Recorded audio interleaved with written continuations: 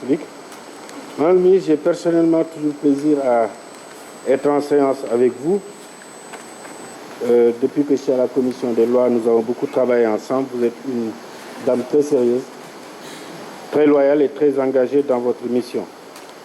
Je voudrais donc vous offrir mes vœux de succès. Madame le ministre, dans le sillage des propos du président Abdoulaye Makhtar Diop, je voudrais axer mon intervention sur 2 points. En 2022, nous sommes en train d'examiner la loi de finances en format programme.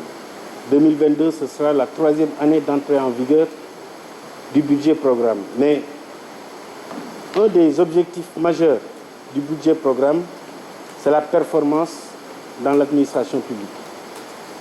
Et pour qu'on y arrive, il faut forcément qu'on fasse des réformes au sein de la fonction publique. Le budget programme étant un budget d'objectifs qui engage des responsables de programme sur des résultats et des indicateurs mesurables, il y a lieu de repenser notre système de notation au sein de la fonction publique. On reste beaucoup sur l'ancienneté, mais on travaille peu sur l'efficacité et la performance dans la fourniture d'offres de services publics. Et je pense que si on ne peut pas aller vers une réforme budgétaire qui en réalité est une réforme de l'État, en occultant la nécessité d'aller vers une réforme du mode d'administration des services de l'État. Et cela me conduit à ma deuxième réflexion. Aujourd'hui, quel État avons-nous à l'échelle des territoires? Est-ce que nous devons continuer à avoir des services régionaux pour chaque ministère, avec uniquement un chef de service qui quelquefois n'a pas de véhicule, qui quelquefois a une dotation de 150 000 francs de carburant?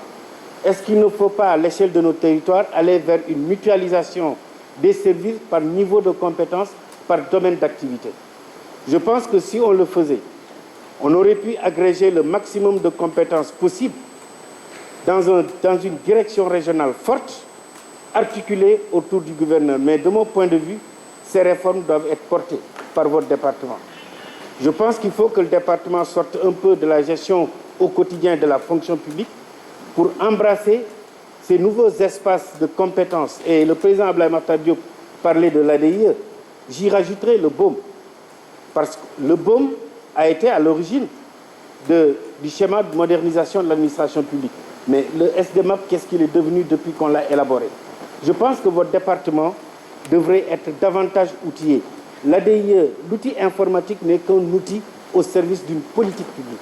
Or, cette politique, il appartient à votre département de la mettre en œuvre.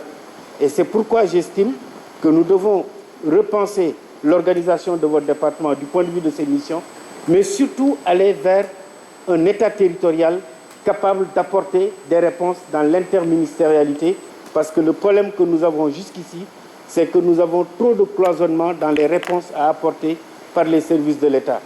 Enfin, je vais terminer et j'insiste sur ça. Essayons de réfléchir à comment remettre du renouveau du service public à l'aune du budget programme, parce que la réforme budgétaire, plus qu'une réforme budgétaire, est en réalité une réforme de l'État par le budget.